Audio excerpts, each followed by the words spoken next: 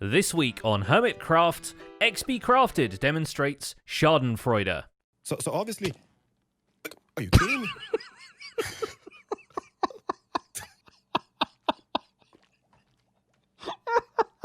I don't have any lightrust remaining over here.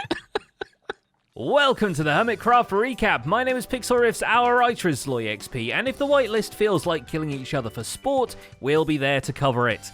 Last week, the resolution to the revolution was declared to be a series of minigame showdowns. So this week, we've been witnessing those minigames being built, planned, and tested as Christmas cheer is spread in the background. What trials await the sides in the final sports ball? Well, let's take a look at all the events and mishaps that occurred on the Hermitcraft server this week and find out. Starting with Grian, who prepares the overall area for the festivities. The nearby mesa has been flattened out and covered with dirt in a more visual representation of what they're fighting over to begin with.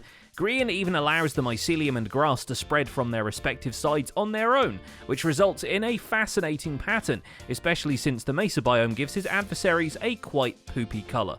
I have to admit, this area is extremely ugly at the moment, but me and Scar are going to work together to try and make this look a little more pretty. Having completed the big sign over the land, Grian starts on his own minigame, a large hole in the ground all the way to bedrock, into which the contestants will be paratrooping from a plane overhead.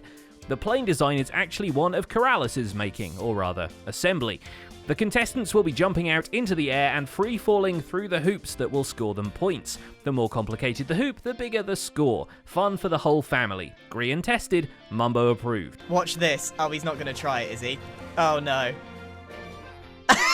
In a more personal project, Grian has killed a guy, relegated impulse buys to its own mini-barge right outside the main one for increased sales, and relegated a bunch of obsidian and lava to where Doc M was standing at the time. Mwah! The worst Rubik's Cube you've ever seen. Okay, it was only one thick. I think we can mine our way out of here. Seriously. No, not that I'm super busy getting all these things done for this mini game. You know, we had a deadline until today. Escaping from this box of death means very little to a man designing a larger one. Emboldened by some diamonds he receives in a gift box from Keralis and a few more diamond blocks directly from Santa, Doc adds his own wager to the minigame board and constructs a deadly maze. It's sort of a cross between Capture the Flag and Pac-Man, but instead of ghosts chasing them, it'll be Zoglins with speed potions.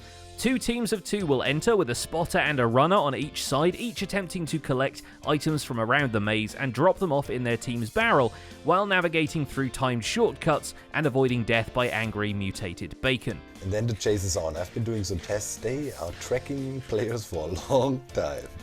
Weirdly, the GOAT isn't the one making a game where you headbutt things. That honour falls to Etho, whose contribution to the Turf War Showdown is a PvP arena where you have to charge into other players, and sometimes fish, using Riptide. Named the Rip Zone and decorated like a Jack Kirby comic, the game will have players flinging themselves from waterpool to waterpool and scoring points for collecting player heads or COD.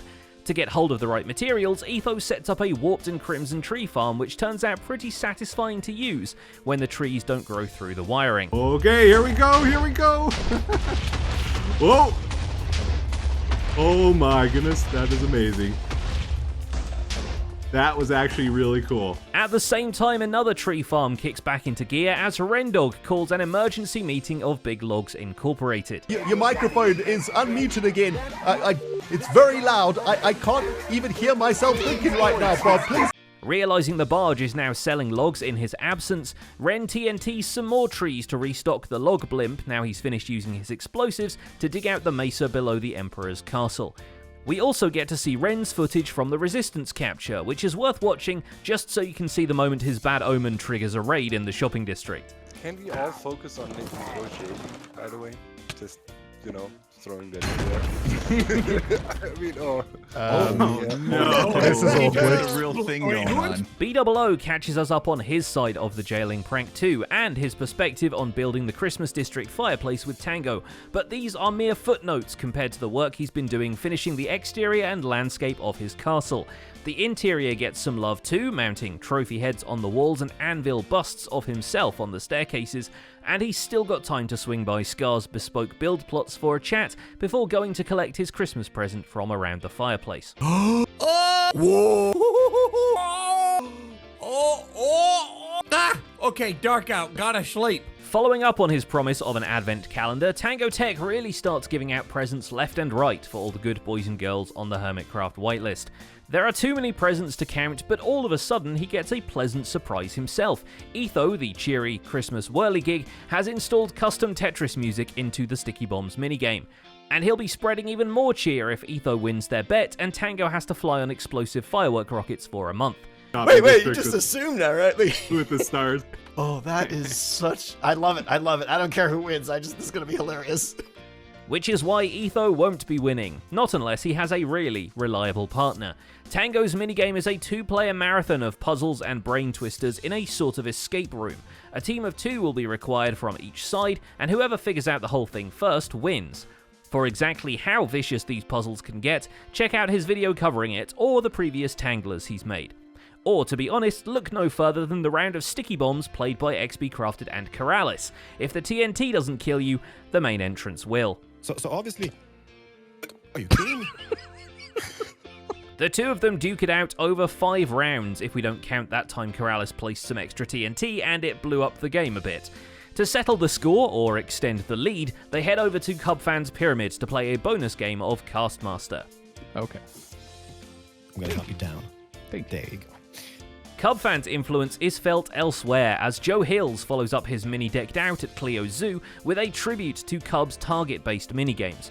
He even gets some FaceTime with the Pharaoh himself, but after playing around with the redstone, he realizes he can simplify everything, and drafts an archery challenge where contestants must switch off a series of water dispensers in the shortest possible time. The Scorpion Pit is less deadly than it sounds. Not everything's a pit. Some things are just pit adjacent. Other than general entertainment, Keralis is intensely employed in making sure that the Turf War minigames look their best. We already covered the plane he did, but he also decorates Tango's escape room. It is a box, but also 2 cows. It's a big box. But yeah, the bag is a little bit simple. For his efforts, TangoTek promises him an actual working elevator for Christmas, which is more than a hotel owner could ask for. Mumbo already has an elevator to the Pacific Redstone lab, but might need another one to reach the pool party on the roof of their skyscraper. After designing a pool that looks like Squidward, he moves the meeting room inflatables up there, and he and Iskel end up having a meeting below the foundation so they can sort out who's farming what. If it was a redstone contraption that could talk, it would be going, "Kill me!" Mumbo's half of the bargain includes expanding his industrial district with an auto smelter and a cactus farm. His base also loses its first life, so he gives himself an incentive to feed it. The base will eat his reserves of diamond blocks if it dies again. With the skyscraper exterior built up, Iskel turns his attention to logo design, splashing a couple of palm tree silhouettes across the upper face of the building. Most of his supplies for their business venture will come from his piglin bartering setup, but it needs updating to their newer trades and a slightly easier way to enter and exit. By his own admission, the overworld portal he sets up is a little extra, but at least he'll know where it is. And does it work? It works! Even with the Pacific tides on the rise, nothing beats a good old Scar scraper. Good Times with Scar promises a tapestry of colours, textures and designs, and all those turn out to be available in a 60s diner Lego set he used as inspiration for the Moo Pop Cafe over in the Aquatown, or is it Aquay Town? Oh no, wait a second, that's been there since the beginning of the season? Yes, spelled wrong. The K means like what in Spanish.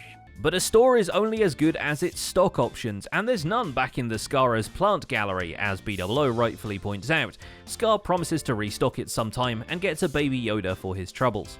Anyway, it's been a while since he built an island, but not anymore. Scar's minigame for the Turf War will be a whole MOBA-style map, very little of which is actually on display, sadly, since the would-be redstone area under the homebrew terrain is naturally submerged in water. Then again, there are ways to waterlog a contraption, or Xisumavoid wouldn't have his kelp farms, needed first and foremost to decorate the coffee maker mega brewer he's dedicated several weeks to by now. Dude, this is looking insane though. Like, this is like some sort of monstrous cathedral of potioning or something. The well-dressed machine throws a new challenge his way. Rabbit feet are also a potion ingredient, and a good rabbit farm is hard to come by. Join him for a 3-video adventure of figuring out exactly how to get the drop on and the drops of the big-eared menaces, especially since this will be all of us by the time bundles roll around. When I move around, I have to kind of be careful and give them time to move about. So now, when I hold the carrots, it becomes a completely different story. The potions come in extra handy for the Turf War 2. Azuma's minigame will essentially be Potion Dodgeball, where already poisoned hermits will try to take out the other team with splash potions of harming. Ren gets to try it out, and it's mad fun. As fun as all your possessions departing from Platform 5 in 10 minutes, oh dear, where did you put your ticket? Despite already having a storage system within the Cave of Contraptions, Zedaf figures he could use one with a higher chance of disappearing randomly on a chunk border, which is where storage minecarts come in with their actual advantage of moving around. Look at that, it's barely making it to the edge. Is it even going to make it? Oh my goodness, the tension. Zed makes sure scrolling through one's possessions is twice as fun and noisy. The chest carts, stacked behind the scenes until they're called upon, can roll right up to you and throw out a single item indicative of their contents. The contents of Impulse SV's Prismarine shop have been rolled back out to a mini barge, and he's left looking at his base and wondering how many beacons is too many. Good thing he isn't wondering the same for Quartz, because he and Tango already have a trading outpost hidden among the End Islands where he has a team of stonemasons ready to go. But Impulse's main effort for the week is put into his Turf War minigame, a score attack version of Whack-A-Mole, where players will compete to see who can axe the most armor stands as they pop out of their burrows. Catch the episode if you want to find out how the redstone randomization works. I don't know. I haven't decided yet. I haven't played this enough to really figure out what a kind of good strategy would be, and I keep missing them. So I feel like I'm actually getting worse as this goes along. And speaking of armor stands, it's good to know that cod heads as children is a universal concept as far as Hermitcraft armor stands go. To liven up the place, Hypnotized tries to add some visitors and merchants to his boardwalk areas. All right, and then we just got, well, it's not really a security guard. This is more like somebody who can answer questions about what's going on. I guess some staff in here. It goes a tad harder with his sheep farm. The only acceptable splash of color was some red sandstone, and the only red sandstone no one was turning into a minigame area turned out to be at the literal edge of the world. And that's about it for this week's recap. Our writer is LoyXP, and my name is Pixelriffs. I've decided to reclaim the shulker boxes from my own personal chest monster and unpack them into a giant storage system, which is looking extra colourful in this week's End Screen Theatre. Leave a like on it while you're still here, and subscribe so you won't miss future recaps. Thanks for watching, and we'll see you next week.